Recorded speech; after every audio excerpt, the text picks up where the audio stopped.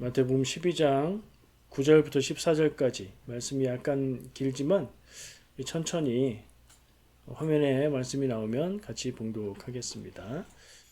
거기에서 떠나 그들의 회당에 들어가시니 한쪽 손 마른 사람이 있는지라. 사람들이 예수를 고발하려 하여 물어 이르되 안식일에 병 고치는 것이 옳으니까? 예수께서 이르시되 너희 중에 어떤 사람이 양 한 마리가 있어 안식일에 구덩이에 빠졌으면 끌어내지 않겠느냐? 사람이 양보다 얼마나 더 귀하냐?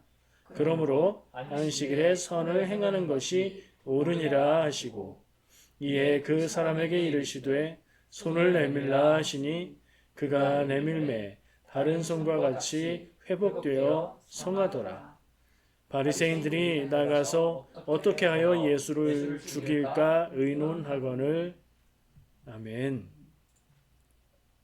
자, 오늘 예수님 말씀 55번째 차례이고요. 마태복음 12장 9절부터 14절까지 본문으로 말씀 제목은 옳으니까. 사람들이 바리새인들이 예수님께 안식일에 병 고치는 것이 옳으니까 하고 물었습니다. 그 말씀에 그 질문에 순수한 뜻보다는 다른 뜻과 다른 생각과 마음이 많이 담겨 있어서 그 마음을 같이 좀 살펴보려고 합니다. 말씀이 이렇게 시작합니다. 거기서 떠나 그들의 회당에 들어가니. 마태복음의 경우에 이런 식으로 이야기가 바뀌는 것을 알려주는데요. 그래서 거기서 떠나라고 얘기를 하기 때문에 마치 이전에 있는 사건과 바로 이어서 있었던 일을 기록하는 것 같지만 요거는 그냥 주제를 전환하는 문단이 바뀌는 그런 표현입니다. 그렇지만 거기에서 떠났다라는 표현의 의미도 없지 않은데요. 그러면 이전에 지난주에 나눴던 말씀의 배경이 되는 거기는 어딜까요? 장소가 나오진 않았죠. 근데 배경이 하나 있었어요. 근데 지난주 내용이 뭐였죠? 한번 기억해 볼까요? 예수님과 제자들이 밀밭을 지나가다가 그죠? 밀 이삭을 잘라서 비벼서 먹었죠. 그걸 보고 바리새인들이 그들을 비판을 했습니다. 거기에 대해서 예수님이 그거 죄 아니다. 안식일의 인자가 안식일의 주인이다. 이런 말씀 하셨던. 그러니까 밭 근처 뭐 이렇게 생각하면 되겠죠. 또 다르게 말하자면 안식일에 밀 이삭을 잘라서 먹은 것에 대한 논쟁이 있었던 그 장소. 거기서 떠나셨습니다. 그 이야기는 끝났고 또 다른 이야기가 시작된다는 거예요. 그리고 여기에서 이제 장소의 배경이 어딘가 보면 회당입니다. 자, 회당인데 수식이 그러니까 꾸미는 말이 있어요. 그들의 회당에 들어가시니 라고 이야기를 시작을 합니다. 그러니까 그들이라고 하는 어떤 사람들이 전제가 되어 있는 표현이죠. 그리고 그들이라고 얘기하면 이거는 예수님과 예수님의 제자들을 가리키는 말이 아니에요. 그리고 거리감이 좀 느껴지는 표현입니다. 자, 회당이라는 것은 유대인들의 모임과 집회와 교육의 그리고 예배 장소였죠. 근데 그들의 회당에 예수님이 들어가셨다 라는 표현이 조금 의미가 있게 느껴집니다. 새로운 이야기라는 표현의 관용어라고 말씀드렸고요. 그리고 가만 보면 공통된 주제가 있습니다. 지난주 이야기와 오늘 나누는 이야기. 성경 말씀에서 보면 연속해서 이어지는 이야기인데 내용이 바뀌죠. 그럼에도 불구하고 한 가지 공통된 용어로 연결되는 걸 볼 수 있는데 뭐죠? 안식일입니다. 안식일을 주제로 지금 안식일에 곡식을 자르고 비벼서 먹는 일을 하는 것에 대해서 그는 율법을 위반한 것이다 라고 논쟁을 했던 이야기. 오늘은요. 안식일에 병든 사람 혹은 장애를 가진 사람을 고치는 이야기 그리고 그것에 대해서 안식일에 병 고치는 게 옳습니까? 라고 도전적으로 따지며 묻는 사람들의 이야기로 오늘 말씀이 시작됩니다. 예수님이 회당에 들어가시니까 한쪽 손 마른 사람이 있었다. 한쪽의 손이, 그러니까 양손이 다 불편한 게 아니라 한쪽의 손만 말랐다는 말은 장애가 있다는 말로 들을 수 있겠지요. 그러니까 한쪽 손에 장애가 있는 사람, 움직이지 못한다거나 모습이 다르다거나 하여튼 한쪽 손을 사용하지 못하는 사람을 만나게 됐습니다. 그러면 바로 예수님이 그를 보고 그를 불쌍히 여기시고 치유해 주시는 이야기로 연결되면 되게 자연스러운데 오늘 말씀은 그 이야기의 구성이 조금 다르게 흘러갑니다. 예수님이 그 한쪽 손 마른 사람을 만나고요. 그리고 사람들이 예수님께 안식일에 병 고치는 것이 옳습니까? 라고 묻고요. 예수님은 그들에게 그 질문에 대한 대답을 하시고 그리고 나서 이 사람을 치유하십니다. 한쪽 손 마른 사람이라는 표현을 가만히 생각해 보면 장애인이라는 표현이 맞을 것 같습니다. 한쪽 손이 마른 상태로 오른쪽인지 왼쪽인지 모르겠지만 어쨌든 두 손 중에 한 손을 사용하지 못하는 사람. 그리고 또 중요한 주제가 이 사람을 고치느냐 마느냐가 아니라 안식일에 고치느냐 그러면 안 되냐 요걸 주제로 생각할 수 있는 이야기를 전해주고 있습니다. 사실 우리에게 개신교인들에게 안식일에 뭘 하면 안 된다 이런 얘기가 별로 크게 와닿지 않을 수도 있습니다만 옛날에는 제가 어렸을 때라 제가 직접 겪은 것이 아니라 나중에 자라서 옛날의 이야기들 기록들을 보면서 들었던 것은 우리 한국 교회 안에서도 개신교임에도 불구하고 주일날 뭐 하지 않는다 이런 분위기가 있었다는 것을 알게 됐습니다. 주일날 놀러 가지 않고 주일날 뭐를 과하게 하지 않고 주일날 여러 가지 그런 생각들이 있었는데 비슷하다는 생각도 하게 됩니다. 어쨌든 주제는 이렇습니다. 주일에 아니 안식일은 아무것도 하면 안 되는 날이니까 안식일에 병든 사람을 고치는 게 맞느냐 하는 질문을 한 거죠. 자, 이 사람들은 예수님이 고치기도 전에 안식일에 병자를 고치는 것이 옳습니까? 하고 질문합니다. 이 사람들도 예수님처럼 딱 보면 그 마음에 있는 것을 아는 능력이 있었던 것일까요? 아니죠. 분위기를 보았고 예수님이 그간 해왔던 행적을 알고 있고 그리고 더 중요하게는 말씀에도 나타나 있는데 사람들이 예수를 고발하려 하여 묻습니다. 그러니까 이 질문에 대한 대답 그리고 행동을 어떻게 하는지에 따라서 예수님을 안식일 율법을 어겼다고 고발하기 위해서 묻고 있는 것이다. 함정인 거죠. 함정. 왜냐하면 지금까지 있었던 이야기들 상황들을 볼 때 예수는 분명히 자기 앞에 있는 회당에서 만난 이 한쪽 손 마른 사람을 고쳐줄 것 같은데 근데 그렇게 하면은 율법 안식일 법을 어긴 것으로 그를 고발하여서 그를 벌 주거나 공경에 처하게 할 수 있기 때문에 이런 걸 생각해 보면 이 사람들은 여기에서 그냥 사람들이라고 나와 있는 이 사람들은 예수님과 어떤 관계 예수님에 대해서 어떤 의도를 가진 사람들일까요? 순수한 마음으로 예수님께 질문하는 것은 아닌 거죠. 그리고 예수님을 따르거나 예수님의 말씀을 믿는 사람들도 아닌 거죠. 남은 건 누구예요? 예수님을 싫어하고 예수님을 대적하고 대항하고 예수님을 반대하는 사람들이에요. 뒤에 보면 이 사람들이 전부 다인지 혹은 그 중에 일부인지 모르겠지만 바리새인이라는 걸 알 수 있어요. 14절 말씀에 바리새인들이 예수를 어떻게 죽일까 의논했다. 이렇게 나오죠. 자, 그런 의도를 가지고 다분히 순수하지 못한 질문을 한 겁니다. 질문의 내용은 뭐라고요? 안식일에 병 고치는 것이 옳습니까? 이 질문의 의도가 들어있죠. 옳지 않다는 얘기죠. 누구 기준에요? 자기들 기준에. 자기들은 바리새인 기준에.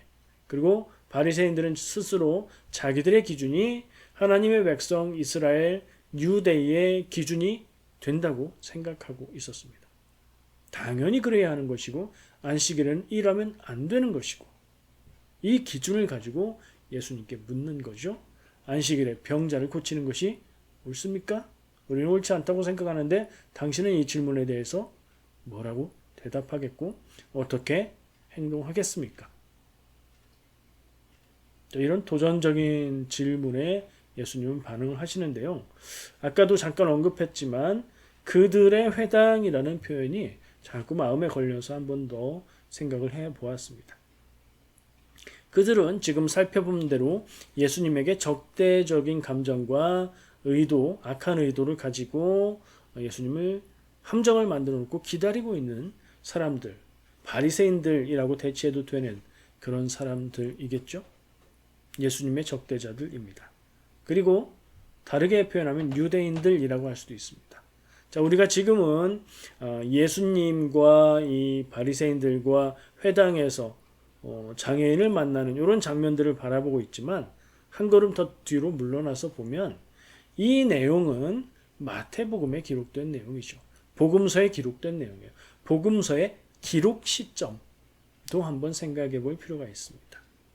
자, 마태복음은 유대인 기독교인들을 위해서 쓴 유대인을 위한 복음서라고 말을 하죠.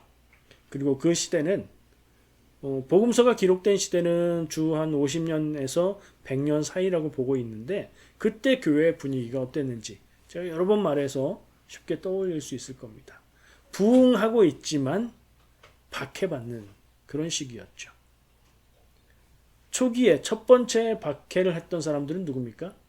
유대인들이죠. 유대인 중심의 교회가 생겼지만 같은 동족인 유대인들이 교회를 박해하던 때입니다. 그러니까 여기 이 말씀에 그 당시의 분위기가 투영이 되었을 수도 있다는 생각을 한번 해볼 수 있습니다. 그러니까 그들이라고 말하고 있고 바리새인들이라고 말하고 있는 그러나 복음서가 기록될 당시 초대교회 때의 교회를 박해하고 있는 유대주의 유대인들 그들에 대해서 어떠한 감정 그리고 예수님의 어떠한 답을 그들에게 내어놓고 있는가 라는 것을 우리가 또 다른 관점에서 한번 살펴볼 수 있습니다. 예수님이 그들의 회당에 들어가셨다. 회당은 그 회당이라는 제도 자체가 유대인의 전유물이라고 생각할 수 있습니다. 그리고 초기 교회 역사에서 우리가 알고 있듯이 유대인들 중심으로 예수님을 믿는 그래서 유대인 중심의 교회 그래서 기독교인들도 초기에는 유대인이기에 회당에 함께 참여하고 회당에서 함께 종교 행사를 하고 교육에 참여하고 모든 것을 같이 했습니다. 그리고 또 따로 모였죠. 자, 그들의 회당이라고 하면 교회가 같이 참여하고 있는 그런 것이라기보단 조금 거리를 두고 있는 표현으로 느껴집니다. 예수님이 그들의 회당에 들어갔다. 예수님이 유대인의 전통 속으로 들어가셨다. 예수님이 유대인의 율법과 그 전통을 기반으로 하고 있고 그것을 다 상식으로 여기고 있는 사람들에게 들어가셔서 그들에게 하나님의 말씀, 안식일법에 대해서 다시 그 의미를 알려주시고 재해석해 주신다 하는 걸 우리가 생각해 볼 수 있는 그런 표현이라고 볼 수 있습니다. 오늘 우리에게도 필요한 이 관점이 아닌가 생각합니다.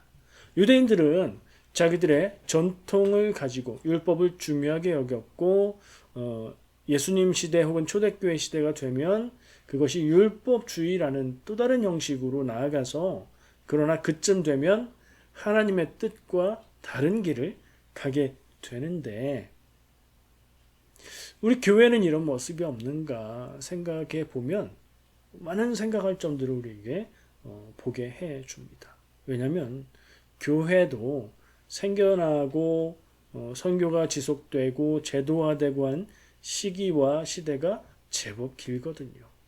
그러다 보면 순수함을 잃고 부작용들이 생겨나고 하는 충분한 기간이 되지 않습니까?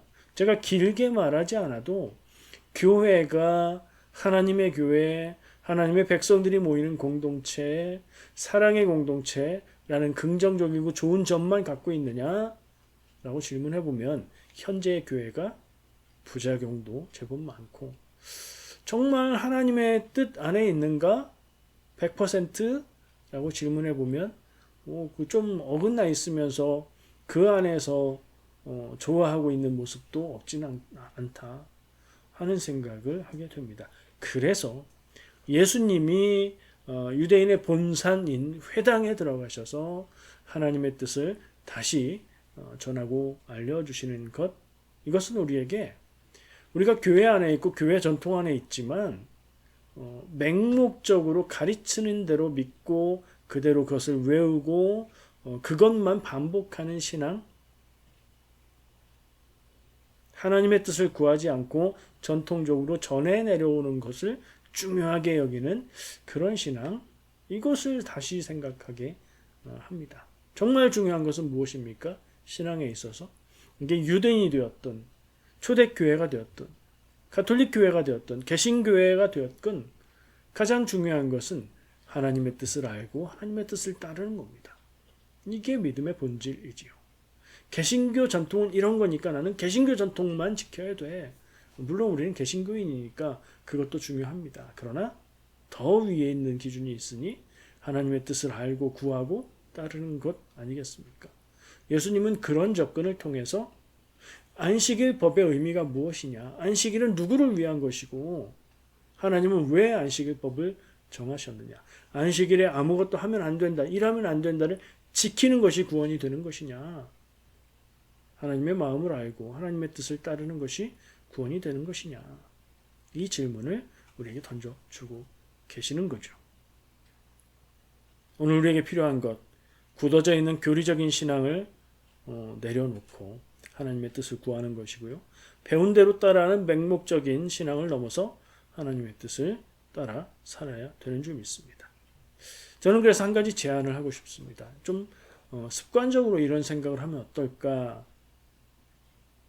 해서 하는 표현인데요. 하나님의 뜻은 무엇인가? 이 질문을 늘 가지고 있으면 좋습니다. 성경 말씀을 읽고 보다가도 이 말씀 안에서 나에게 의미 있게 다가오는 하나님의 뜻은 무엇인가? 삶 가운데 어떠한 일들을 겪으면서 어려운 일을 겪든 감사할 일을 겪든 어떤 일들을 겪으면서 이 상황에서 하나님의 뜻은 무엇인가?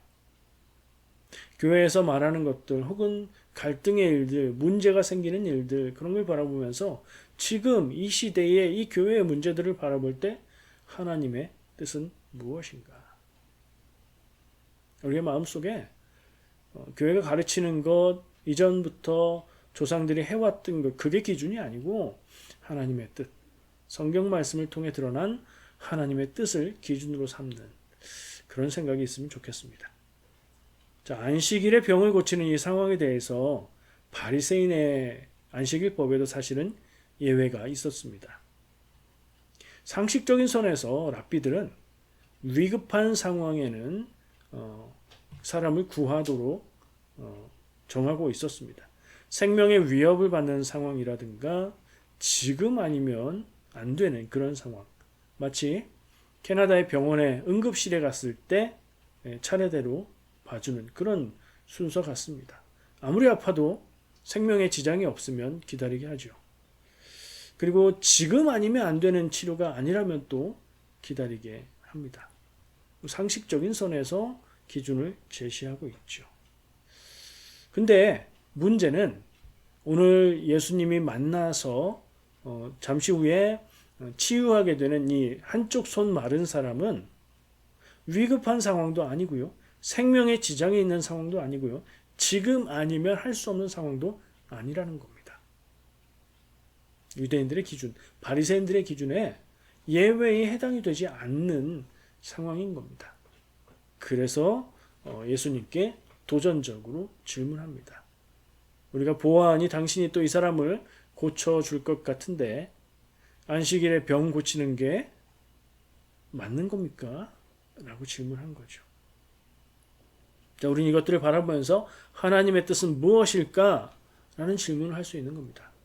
전통에서 세워진 법들, 법의 조항들, 이것들을 맞나 안 맞나, 이게 맞나 틀리나를 따지는 것이 중요하냐. 이게 이 유대인들 바리새인들의 질문이었던 거고요. 예수님의 대답 속에서 예수님의 기준은 조금 다르다는 것을 알 수 있게 됩니다. 예수님이 뭐라고 말씀하십니까? 너희 중에 어떤 사람이 양 한 마리가 있어 안식일에 구덩이에 빠졌으면 끌어내지 않겠느냐? 예를 들어서 말씀하십니다. 사람이 양보다 얼마나 더 귀하냐? 그러므로 안식일에 선을 행하는 것이 옳으니라 라고 말씀하십니다. 예수님의 말씀과 이 바리새인들의 질문은 조금 결이 다르고 뭔가 바뀌는 느낌이 들지요. 양 한 마리 있는 사람 이야기를 예를 들고 있는데요. 그냥 번역되어 있는 한글 성경을 읽으면 그냥 양이 많이 있는 사람이 양 한 마리가 안식일에 구덩이에 빠졌나? 이렇게 생각할 수 있습니다. 근데 헬라어 원어를 보면 양 한 마리 가진 사람이라는 뜻입니다. 양 한 마리가 그의 전 재산인 사람. 부자가 아니고 가난한 사람. 그 양 한 마리를 잃으면 경제적인 손실뿐 아니라 가족같이 여기던 귀한 양을 잃게 되는 그런 사람의 이야기. 그 사람은 안식일이라고 해서 구덩이에 빠져서 죽게 된 양을 안식일이라 구할 수 없어 하고 안 구하지 않죠. 또 바리새인들의 율법도 양이 빠져나올 수 있도록 뭔가를 이렇게 조치해 주던가 혹은 그런 때에는 그 양을 구해도 그것을 법을 어겼다고 말하진 않습니다. 그리고 그들의 기준에 따라서 보면 아까 얘기한 대로 꼭 그날 굳이 안식일날 하지 않아도 되는, 그리고 생명에 지장이 있는 것도 아닌 이 장애인을 고치는 일을 잘못되었다고 얘기하고 있는 거죠. 근데 거기에 대한 예수님의 답은 무엇입니까? 마지막만 읽어보면 안식일에 선을 행하는 것이 옳다. 그러니까 예수님은 이 손에 장애를 가진 이 사람을 당장 생명에 지장이 있는 것도 아니고 내일 고쳐도 고칠 수 있는 것이지만 지금 만난 이 시간 이 자리에서 고치는 게 선한 일이다 라고 말씀하시는 거고요. 뒤집어 말하면 내가 만났을 때 안식일이라고 해서 안식일에 일하면 안 된다고 해서 고칠 수 있는 내가 고치지 않는 것은 악한 일이다 라고 말씀하고 계시는 거예요. 자, 유대인들의 질문은 뭐였습니까? 이게 법에 맞냐 틀리냐, 이게 옳으냐 그르냐 하는 질문이었죠. 예수님의 말씀은요, 선을 행하는 것과 악을 행하는 것의 문제다. 사람을 구하는 것, 기회가 있을 때 사람을 구하는 것, 그게 선을 행하는 것이다. 조금 더 적극적인 선, 조금 더 적극적인 하나님의 뜻을 말씀하고 있는 겁니다.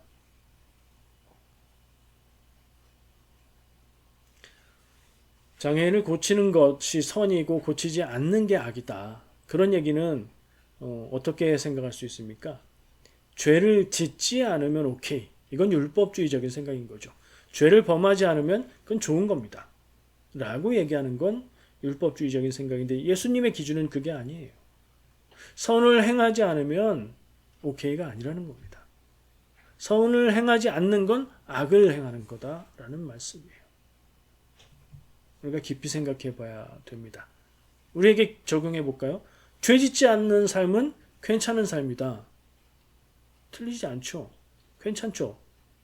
근데 예수님의 말씀은 선을 행할 수 있고 선을 행할 기회가 있고 네가 그것을 할 수 있는 능력이 있는데 하지 않는 것이 죄다 라는 말씀인 거예요.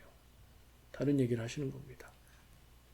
유대인들의 질문과 생각과 사고방식에 전환을 요구하는 말씀을 하시는 겁니다.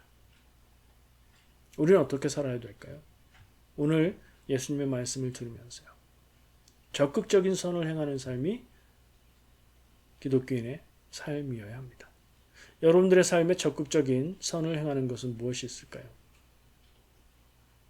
내가 적극적인 선을 행할 기회, 그런 자리, 그런 일을 바라보면서도 행하지 않은 기억은 없으십니까? 저도 자신 있게 모든 것을 다 했다 말할 수 없기에 제가 여러분을 책망할 수 없습니다. 그러나 여기에서 예수님이 말씀하시는 하나님의 뜻은 무엇인가? 그것은 말할 수 있습니다. 우리는 이것을 기억해야 될 줄 믿습니다. 한 가지만 더 나누고 싶은데요. 마지막 14절. 마지막 절에 바리새인들이 정체가 드러나죠. 어떻게 예수를 죽일까 의논했다. 상황이 이상하지 않습니까? 바리새인들이 예수님께 안식일에 병 고치는 게 맞습니까? 틀립니까? 라고 물었죠. 예수님은 그건 그렇게 접근할 문제가 아니야. 선을 행하는 것, 그리고 그것을 하지 않으면 악을 행하는 것, 선을 행하는 것이 맞지. 라고 전환하는 답을 주세요. 어쨌든 답을 주셨어요. 그리고 그를 고쳐주십니다. 손을 내밀어라. 쭉 뻗어라. 말랐던 손이 펴지면서 치유가 됩니다.